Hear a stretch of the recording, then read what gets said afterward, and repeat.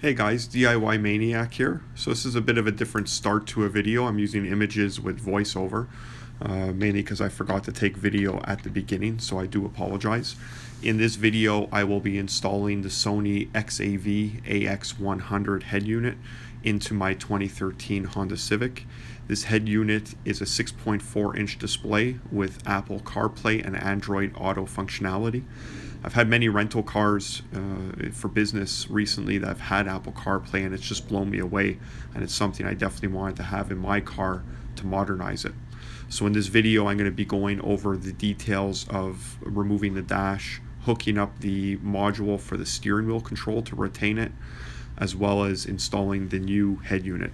I'm not going into great detail because we got to keep in mind there are many videos out there, but at least give you a basic understanding, and you guys could always put questions down below and comments, and I'll try to answer them. So without further ado, let's start the video.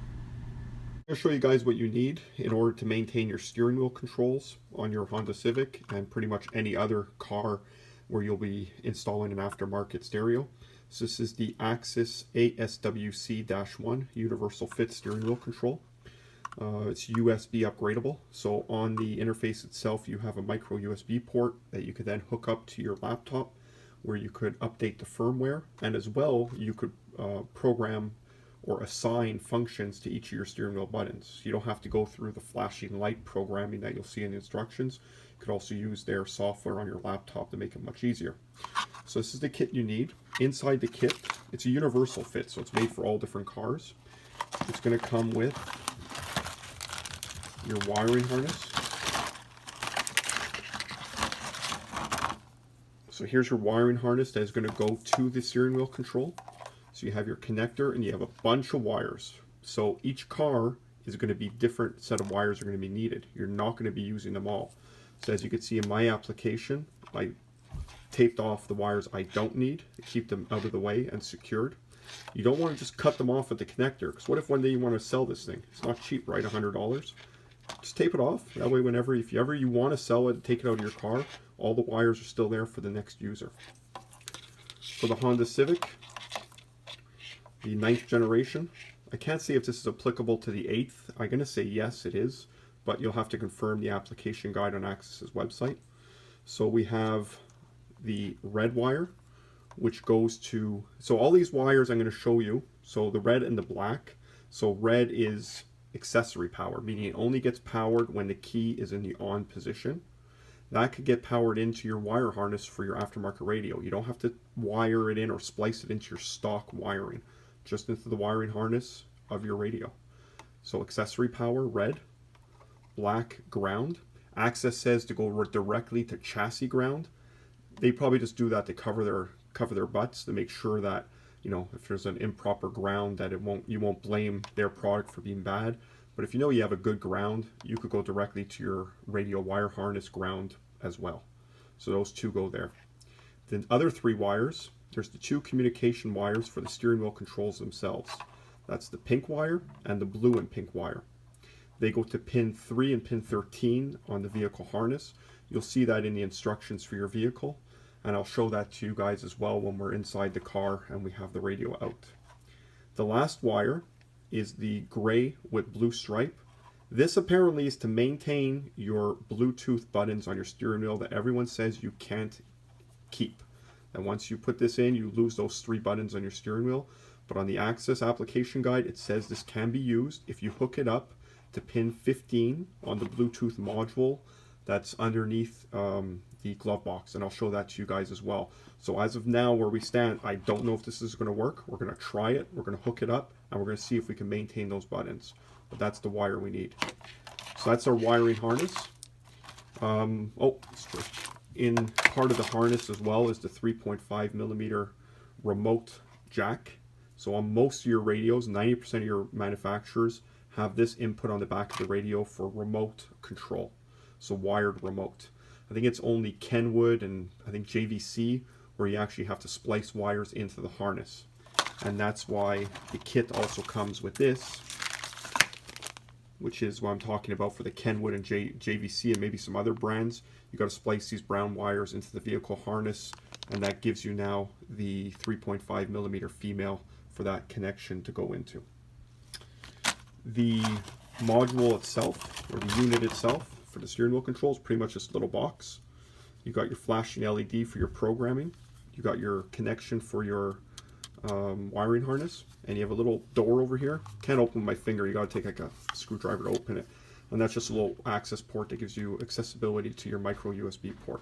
I'm going to give you with the steering wheel control, instead of hardwiring it directly into the cables on your wire harness, and in this case these particular two cables, three cables that have to go into stock wiring, instead of just splicing, soldering, and shrink wrapping, put a connector so you could disconnect the steering wheel control afterwards for whatever reason. So what I like to use are these automotive style connectors, male and female. Make sure the gauge on the wire of the connector you're using is meeting at least the same gauge as the wire you're connecting it to. So what I'm going to do is I'm going to connect this to my, say for example, we know on our steering wheel control wiring we have the black and the red, so power and ground. Instead of hardwiring it directly into the connector for the radio, the aftermarket connector, I'm going to put its own connector on it, so spliced in to the radio harness, and that way I could disconnect the steering wheel control whenever I want. I'm not saying I'm ever going to have to. I just like going that extra mile. If ever I need to take this out because it comes defective and I got to return it, or the wiring is a problem, I could just quickly disconnect it and it's done. So that's just my piece of advice. And remember guys, wire connections, solder, shrink wrap. Soldering gun, you don't need a big expensive one. Solder those connections, make them solid. I don't want to see guys just twisting them and taping them. I know a lot of people are going to do that, and some people have a lot of great success. That's not the way I like to go. Solder, shrink tube. So what I'm going to do is I'm going to go ahead and start putting on connectors on the end of those cables. So I went ahead and I soldered and shrink wrapped those connections. So for the 4 of the 5 leads that we're going to be using. So once again, accessory hot, ground, the 2 data cables, and I put those to the connectors like I said. So then these will get hardwired ground and accessory power into the wiring harness for the radio. On the, once again, not on the car side. So we're not splicing into the car on this one, onto the radio harness. And this one will get spliced into the wiring harness of the car. So this one we will be splicing into, and that'll be on the data cables. So that way, with these connectors, we can easily disconnect and remove the steering wheel control should we need to. And the last cable that will be connected after that would be the one for the Bluetooth buttons, which, like I said, we still need to determine if it'll work or not. So that's why I haven't put any connector on it yet. We're going to get everything wired up. We're just going to temporarily insert it, see if it gives us functionality. If it does, then we'll do a permanent connection, once again with a quick connector. And if not, then we'll just tape it up with the other ones that we're not using. So that's for the steering wheel control wiring, pre-wiring as we should say. The other components you're going to need for the install for your Honda Civic 9th generation, you're going to need this is the wiring harness for the radio. This is the aftermarket, so we splice all and connect all these wires to our head unit connector, and then this plugs straight into the car connector. So for the Honda Civic, here's the part number right there. So it's the 701729. We're also going to need our antenna wire. So as you can see, that plugs into the stock connector for the antenna from the car. It gives us the male connection to go into the back of the radio for the connector for the antenna power. And the blue wire, a lot of people think they don't need to use it. We do need to use it. We have an amplified powered antenna in our cars. If you don't connect this wire, you'll get horrible reception. So this wire is going to get connected to the remote wire on your wiring harness of your aftermarket radio. The blue wire as well, blue and white stripe. You'll see it in your instruction manual. It's usually labeled as a remote power. So basically, it only gets power once the radio turns on. You could also put this directly onto an accessory power. So a power source that would be turned on with the ignition, not a constant, but an accessory, if your radio does not have a remote wire. But most all modern day radios have it, so that's where that's going to connect. And that's the part number there that we're going to need.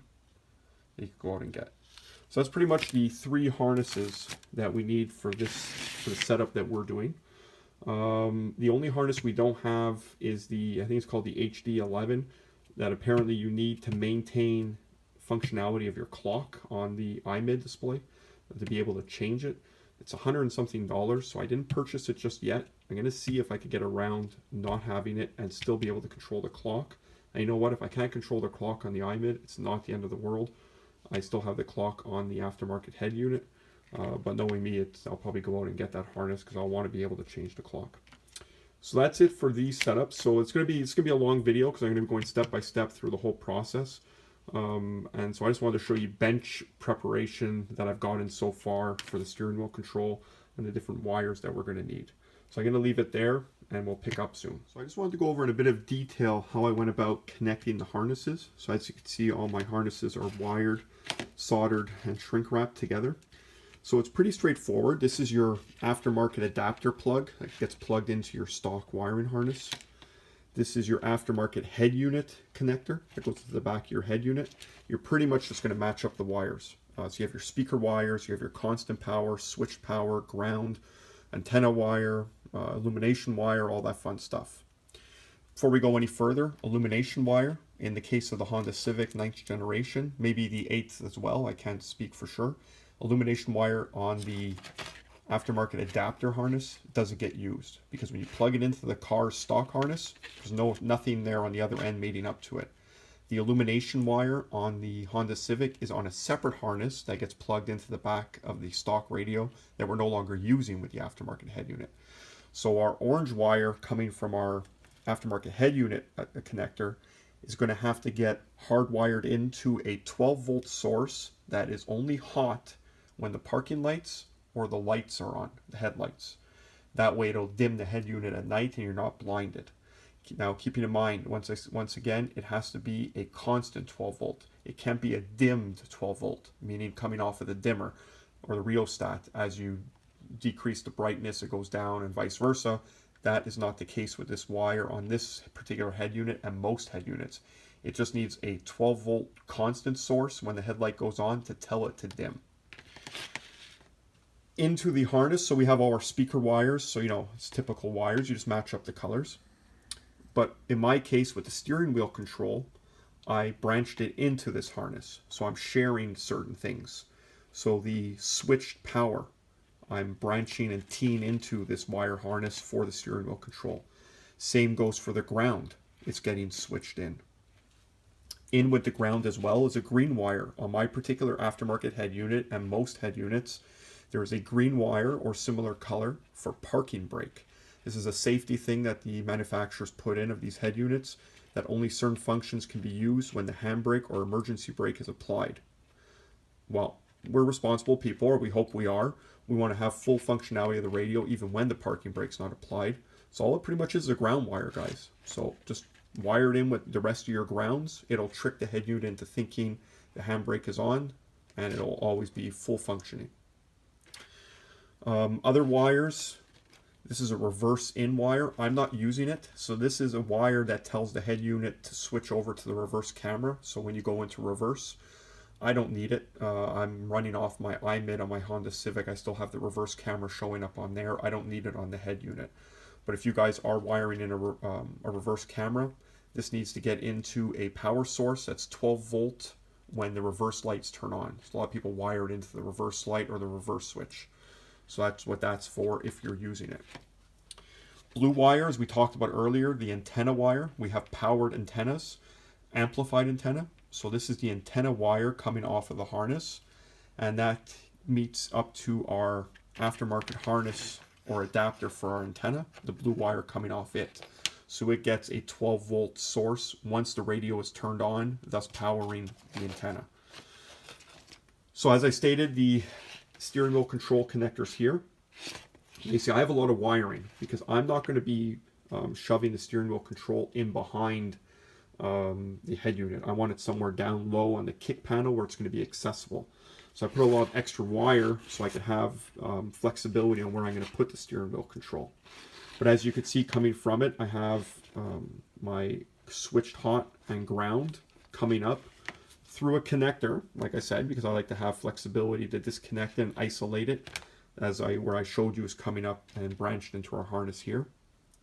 We have our data wires, the pink and the blue with pink stripe, that are coming up through a connector as well. And they're just terminating bare for now because we got to hardwire that into the harness in the car. And I'll show you when we do the installation which wires we're tapping into and which pins.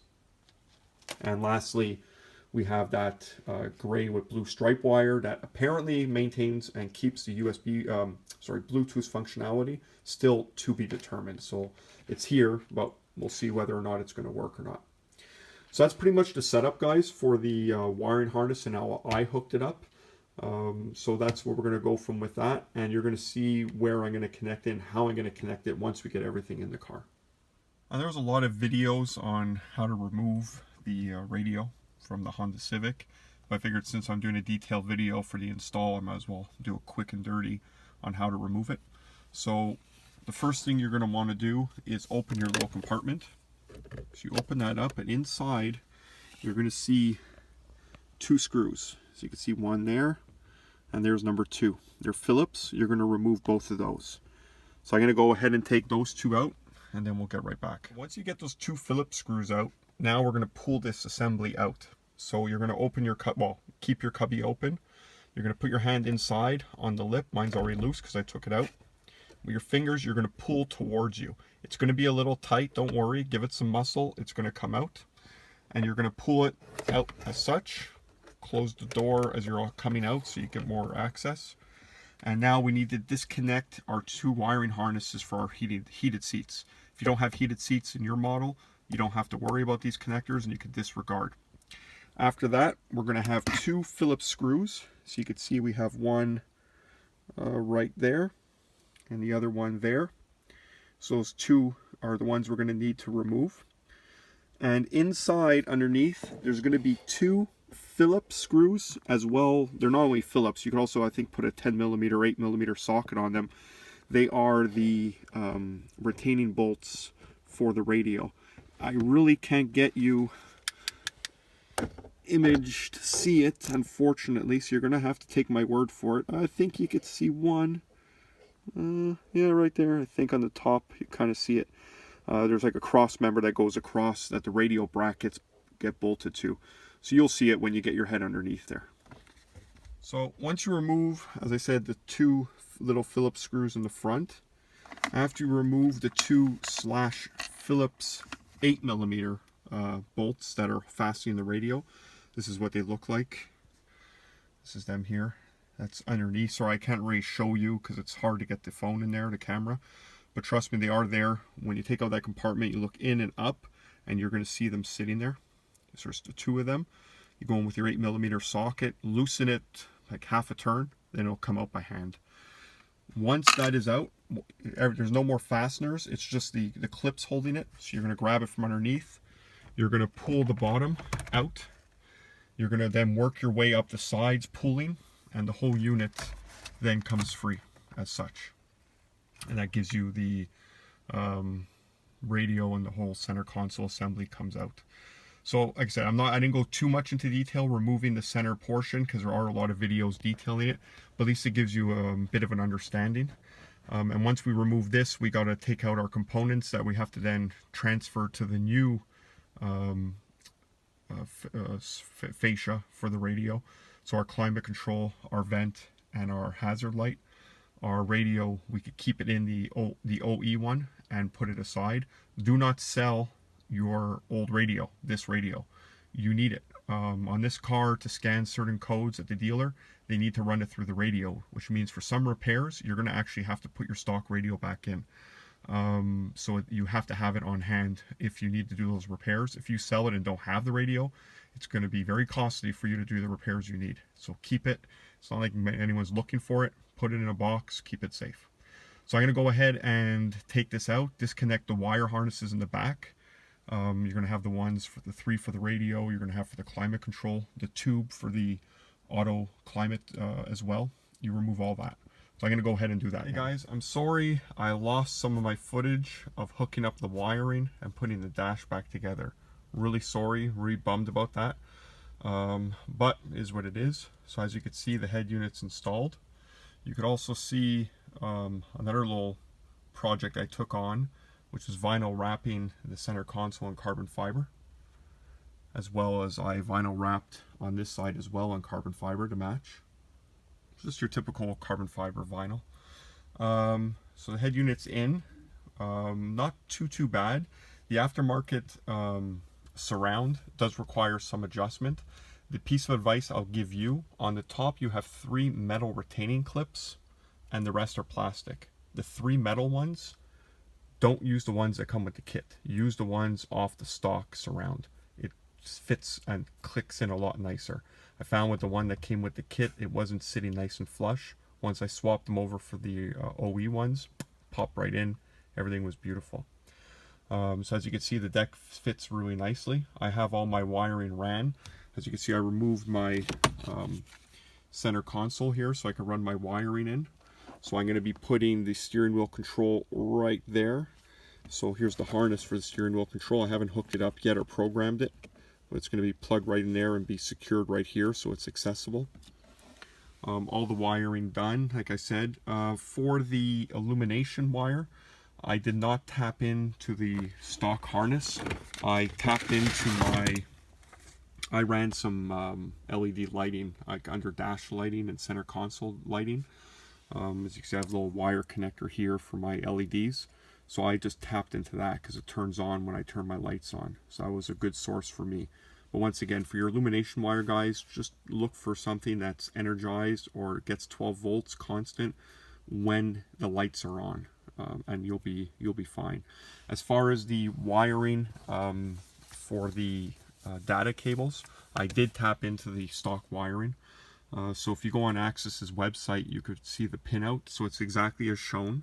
So on the back of your radio, you're going to have 3 connectors plus the antenna connector. For only one actually gets used with the aftermarket head unit. The other 2 are left lying around. And the one of them that's left lying around, this whitish connector, is the one you're going to need. So you can see there it's pin 3, which is a blue wire, and pin 13, which is a pink wire. So I cut it in behind the connector, spliced in my leads, soldered, shrink wrapped, and all done. And it's hopefully will be working once I get the steering wheel control programmed. So that's how that's done. As far as all the wiring in behind the radio, the nice thing is it's a double DIN size, but a single DIN body. So you have a lot of vacant space at the bottom. But piece of advice, guys, when you redo the wiring, tuck everything in back nicely.